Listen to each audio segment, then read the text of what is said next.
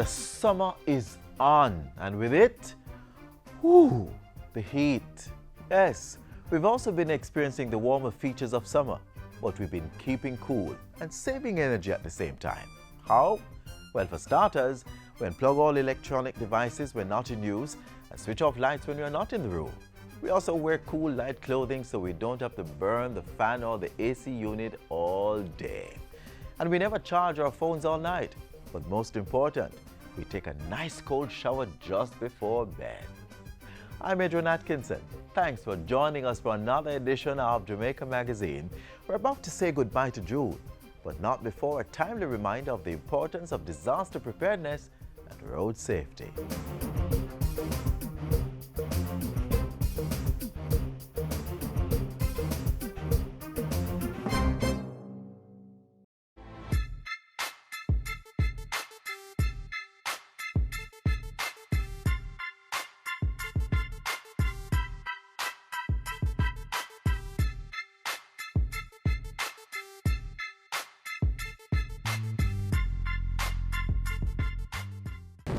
Hurricanes can strike at any time.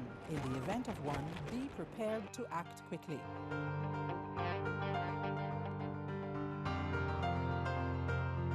If a hurricane watch or warning has been issued, review your home disaster response plan.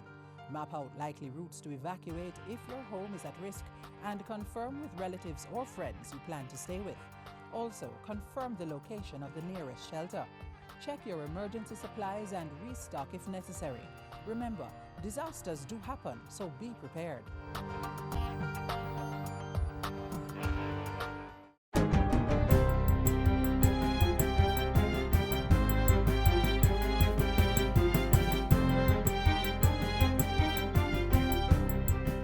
Good day, I'm Tamara McHale, and this is your GIS News for Monday, June 29. The Jamaica Anti-Doping Commission, JADCA, is now officially conducting blood testing as part of its doping control process. JADCA began blood testing in June with the help of its international partner, the Canadian Centre for Ethics in Sport. Going forward, the Commission will do blood collection in collaboration with Central Medical Laboratories Limited, a reputable phlebotomy company in Jamaica. JADCA's Executive Director Carey Brown says blood testing is a step in the right direction for anti-doping in Jamaica. He asserts that this will further protect clean athletes and ensure that the organization is compliant with international standards. To prepare for the new system, JADCA trained blood collection officers as part of a broader training session for sample collection personnel in November 2014. The Commission now employs 18 doping control officers and 49 chaperones. All public hospitals should be equipped to screen newborn babies for sickle cell in 6 months' time. Neonatal screening was expanded across the various health regions in 2014, with the exception of the Northeast. But Health Minister Dr. Fenton Ferguson says his ministry is working hard to bring hospitals in this region on board.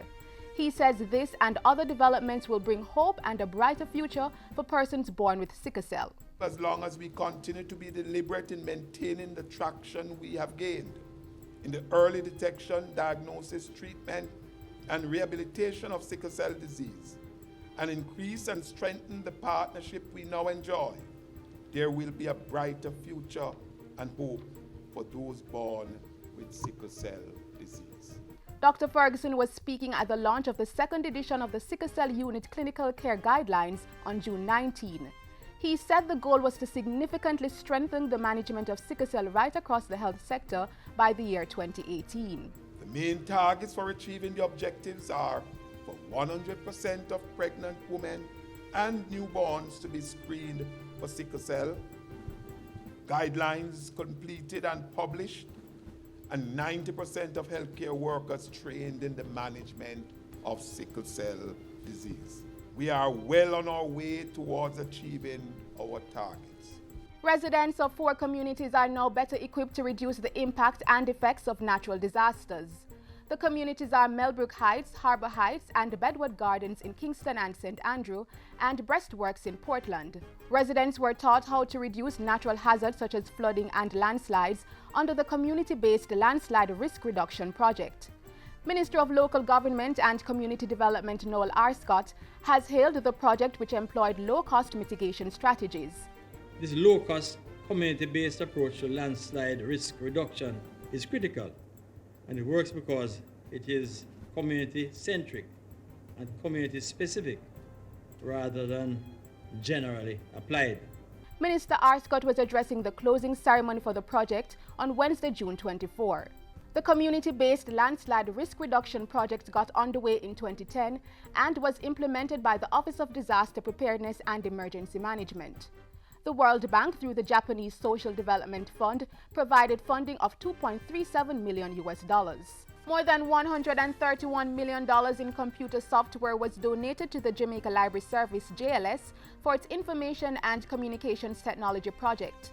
Microsoft Jamaica handed over the Office 2013 Pro Plus applications recently at the JLS head office on Tom Redcombe Drive. JLS Director General Karen Barton said the items would help to further enhance the experience for library users by exposing them to advanced ICT resources.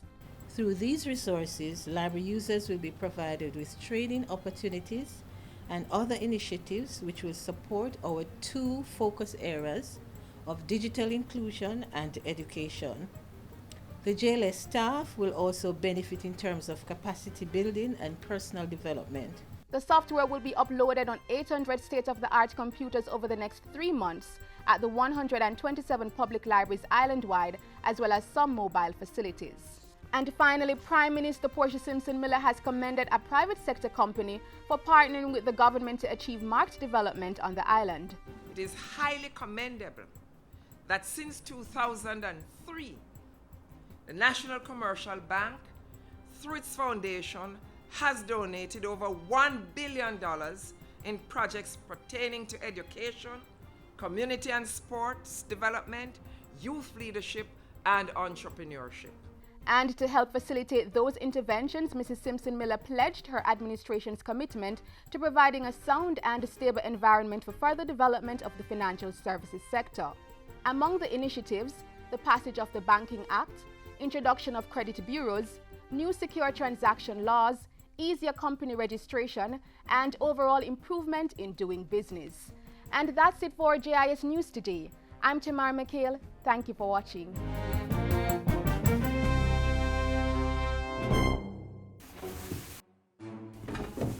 Some water with you, please. Water gone. But me need water for cook. So how me go wash? Let's weather the drought. Start conservation measures today. Check for leaks around your house. Opt for shorter showers over long baths. Reuse water to water plants and lawn. Watch the amount of water you and your family use. Try cooking methods that don't require much water. And if you have a vehicle, avoid washing it regularly. Remember, water is as important as the air we breathe. So conserve our water, conserve our life. All month long, we've been highlighting the need to keep our roadways safe. In a little while, we'll introduce you to a young woman who has suffered greatly because of one careless act. But first, the latest news and stories from the Office of the Prime Minister.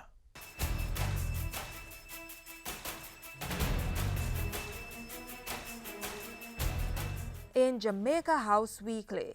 Once we are government, we have a responsibility to do our very best. And education is a major priority. So too is creating the ideal environment for businesses to thrive. During her engagements last week, Prime Minister Portia Simpson Miller insisted that government entities must provide quality service to the Jamaican people. Mrs. Simpson Miller was addressing a corporate governance seminar on Wednesday. She said entities within the Office of the Prime Minister had to lead by example. The Office of the Prime Minister is the premier office of government in Jamaica. Therefore, everything we do, I don't know if there's a perfect person, but should be perfect. Because we are going to be judged, agencies, boards, we are going to be judged at a higher standard than all the others in Jamaica. The corporate governance seminar updated boards of directors and heads of agencies on a range of issues relating to their services. Among them, the corporate governance framework, public sector transformation and modernization, the audit function, and the Public Bodies Management and Accountability Act. On Wednesday, the Prime Minister also awarded medals of appreciation for service to education. 40 teachers were recognized for their investment in the nation's future. Jamaicans are world changers in music, sports, film, food, hospitality, and many other areas of culture and the creative industries. Jamaicans are world leaders in politics, business, and the legal profession, among others. All this has been made possible by educators like you. The Prime Minister used the ceremony to reiterate government's commitment to the education sector. She stressed that education was a right, not a privilege. At another function last week, Mrs. Simpson Miller made it clear that her government remained committed to supporting the private sector. My administration, ladies and gentlemen, is committed to ensuring a sound and stable environment for the further growth and development of the financial services sector. The Prime Minister was speaking on Thursday at a function to recognize the National Commercial Bank Foundation for donating over $1 billion to nation building. The previous week also found Prime Minister Simpson Miller engaging members of the private sector, trade unions and civil society in another Partnership for Jamaica Council meeting. Pointing to the ongoing wage negotiations within the tight fiscal space, Mrs. Simpson Miller urged the partners to choose what makes sense at this critical point. The Prime Minister also organized a meeting of the National Cultural and Creative Industries Commission, which is chaired by Minister Philip Paulwell, and she took some time to meet with the Secretary of State for International Cooperation of Spain. And that's how we close Jamaica House Weekly. Do join us next week for the latest stories coming out of the office of the Prime Minister.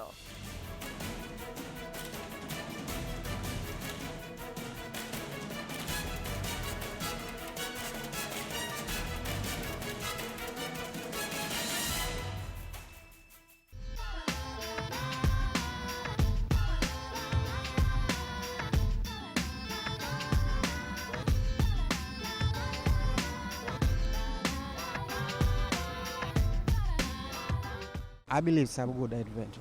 It quite enables us to reach at school quite earlier, and we don't have to stay in the traffic because the traffic can be a very long hold up, to even 2 to 3 hours sometimes. It is a very good idea because when you're late, you know that you can just jump on the bus and you'll go through freely. Better movements, faster, quicker, and that's good.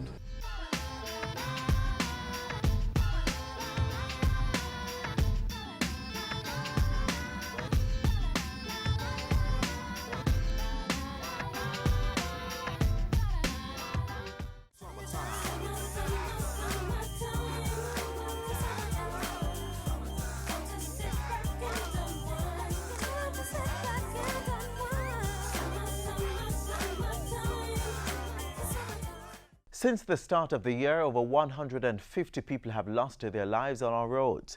The toll on the victims, families and loved ones is immeasurable. And even if there are survivors, their lives are forever changed, as you will see in this next feature.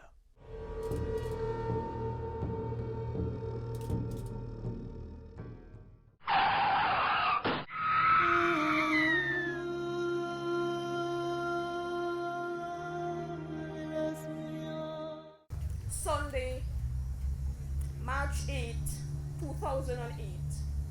4 years ago, 3 months, 8 days. I was walking along the sidewalk when from the back I was hit by a speeding motorist. The impact tossed me airborne for some 21 feet and the driver, still having not gained control of the car, ran over me. I was smashed into the asphalt and semi-conscious with a burst head, fractured skull, right broken apart shoulder, broken ribs, partially smashed off and broken left knee, doubly broken right knee smashed apart and broken, numerous wounds, lacerations, and my right leg, which was run over, laid there in a queer angle with large mince and segmented portions of exposed bone. At the time of the crash, Falasha was only 21 years old, a first-degree, first-year university student. She held a full-time job and was very involved in numerous church, sports, and voluntary activities. And without notice, all that changed in an instant. It took less than 10 seconds and one driver's misjudgment, one driver's decision to speed, one driver's choice to be reckless, one minute selfish act of dangerous driving, and in less than 10 seconds most of my bones were broken, my whole being shattered, my body wrecked, my life radically marred and completely changed forever. Falasha awoke to find herself in hospital, hooked to numerous machines, with tubes and needles invading her body. Her head, hands, and legs were screwed with nails and supported by metal poles. She was crippled by excruciating pain, and no amount of painkillers seemed to give any relief. It was at that point that she wished she had died. Since then, she has undergone 15 major surgeries to bring her body to a point of rehabilitation, including the amputation of her right leg. For the last 4 years, instead of like my peers pursuing educational, social, and economic dreams and goals, I have had to fight and struggle to find recovery, where my dreams have been forcibly pushed on a ledge so far from my reach. Because of one driver's choice not to observe road safety, I'm unable to cross the streets or be around moving cars for any amount of time without being overwhelmed by the sense that I'm about to be hit down.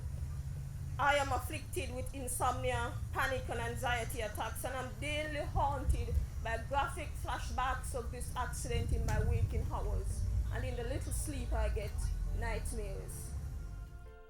And the pain continues. One driver's choice to disobey road rules has cost Falasha the loss of family and friends who have found it difficult to come to terms with the sudden transformation of her life. And there's more. I have lost relationships and suffered devastating heartbreaks because these guys could not and eventually refused to deal with or see beyond the destruction of my being, and thus walked away. After the accident, I had to drop out of university, and to date, I have not been able to resume. If it had not been for one driver's choice to be reckless on our roads, Falasha would have graduated in July 2012. And instead of having a student loan debt, she has incurred hospital expenses of more than $5 million and growing, and has to find over $30,000 monthly for medication, crippling her personal savings and dashing her hopes of finding employment. Because of one driver's choice to not observe road safety, whenever I apply for a job, my visual damages are what are seen, and my credits, qualifications takes back page, and they create an endless list of cans and render me disabled and incapable without a chance, making it manifold times harder in a job market that is already very overpopulated. Time won't allow me to even begin to list and dissect for you the countless ways in which this accident has affected my life and continues to wreak havoc in my body. Just imagine with me for 1 minute. You're in constant, horrendous pain, moving around on one leg that has a broken knee, using an arm with a broken shoulder that is protruding through the skin, that your leg has been amputated in a society that removed the disc from disability and placed on there, thus rendering the disabled unable. Where every single day, everywhere you go, people stare at you like you just fell from Mars. Where hardly anyone sees or treats you as a wholesome person with wholesome brain, emotions, and feelings. And when persons look at you, they no longer see you. but see an amputation and just look at you and make comments laced with pity, smirks, condemnation, mockery, and for some, even scorn. That you are no longer looked at as a rightful contributing member of society, but as a liability who is barely tolerated. There are no words to adequately express to you all that one driver's disregard for road safety has done and continues to do with my life. I stand here today only because of the grace and goodness of God. And I am begging you, please do not be the next driver to disregard road safety and shatter another person's life. Don't be the next driver to, through irresponsible and dangerous driving, choose to destroy another life.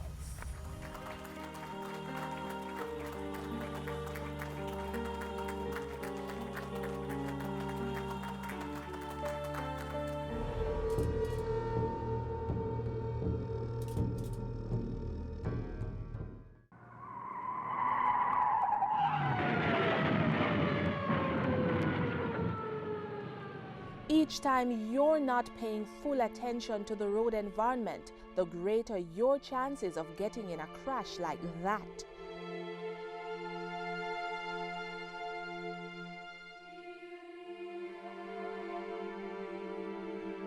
Plan routes to avoid focusing on GPS systems, prevent children from roaming in motor vehicles, turn down the volume of car stereo systems, pull off the roadway if you have to use mobile devices, do not read, watch television or eat while driving, avoid multitasking, and keep conversations with other passengers to a minimum. Whether you walk, ride or drive, avoid potentially fatal distractions.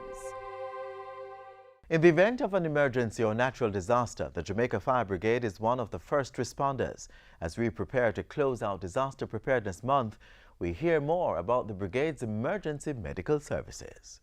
I can remember we got an emergency call to Little London. Information received from our dispatch center is that a gentleman has slashed his own throat. Responding to that call, there were all sorts of expectation going through our minds, you understand, because we didn't know what to expect. I don't have it that when we reached there, we saw him there on the bed with his throat slashed, Wasn't a pretty sight, but knowing it's our job, we have to advance to the situation, and life depends on what we do at the present moment. We step forward and we realized that he was still breathing, so there was this ray of hope. We realized then, and moving the things around the surrounding to get to have proper control over the situation. We realized that the machete that he used was still there on the bed. During the process we were still thinking, wondering if he's gonna make it or not, but we continued to stabilize, packaging him in the ambulance, continuing on our way now to the hospital, monitoring him as we went along, and handed him over to the local hospital. And based on my knowledge, I get to understand that he was safe. The most important part of my job is that to know that I can help someone, and at the same time, persons look up to me because of what I do. Most important part of my job is when sometimes you're trying to do your best and you can't do anymore to save that patient. On the go, 24 hours a day, 7 days a week, the work of an emergency medical technician, EMT, is never done. When summoned, the goal of the EMT is to provide emergency medical services, EMS. That is, retrieve, care for, and deliver victims to an appropriate medical facility in the shortest possible time and under the best possible conditions.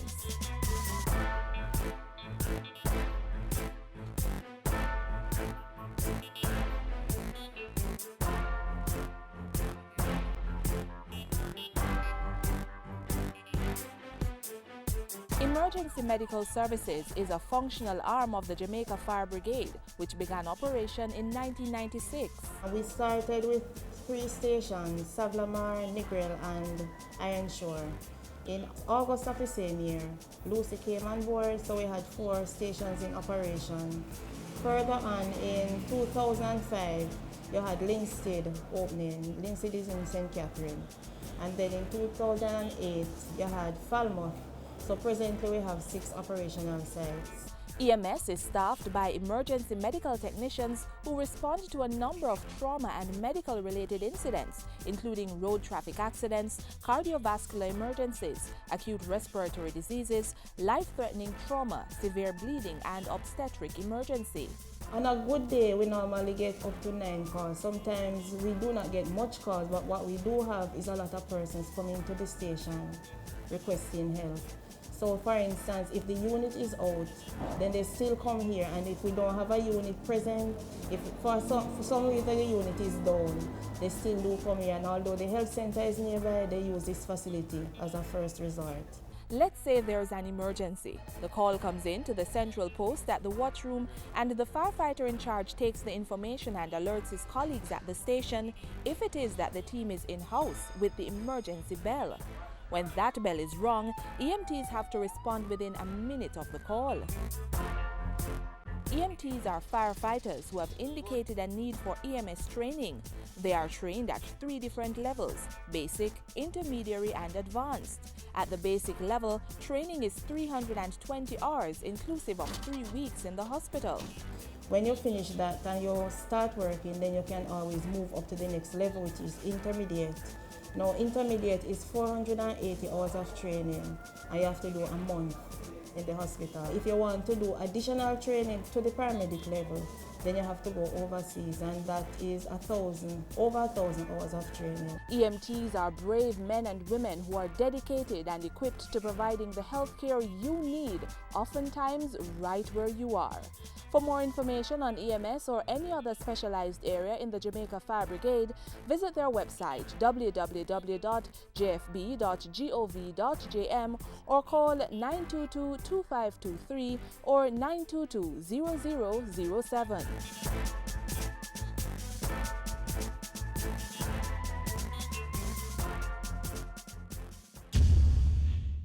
Times like these, I'm missing our heroes, yeah. Times like these, I really wish they were around. Shouldn't have to be like this. Oh, Miss Lou, we need you. Our children are our future. They will lead the nation and take care of us when we are not so young anymore. That's why it's very important that we all play our part to ensure that they are able to live to fulfill their highest potential. You have to go back into your communities and make the difference. Break the silence. Talk the talk. Walk the walk. Move the move. Because all of us as Jamaicans want excellence for our country. I don't have nowhere else going. Our ministers don't have nowhere else going. And we want to live in this country for the rest of our lives. So big up, congratulations, and may we all move in the best interest of our children and youth. Let's be the change we want to see in our world. It starts right there in your little corner.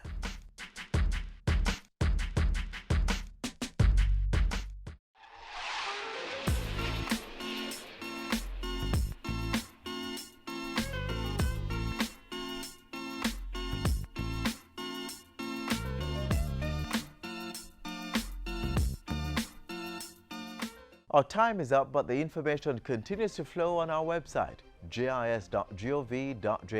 You may also follow us on Twitter at JIS News, like our Facebook page, or download our new mobile app from the Google Play Store. If you're on YouTube, check out our channel for more videos. We'll be back on your favorite TV station tomorrow. Until then, I'm Adrian Atkinson. Have yourselves a pleasant evening.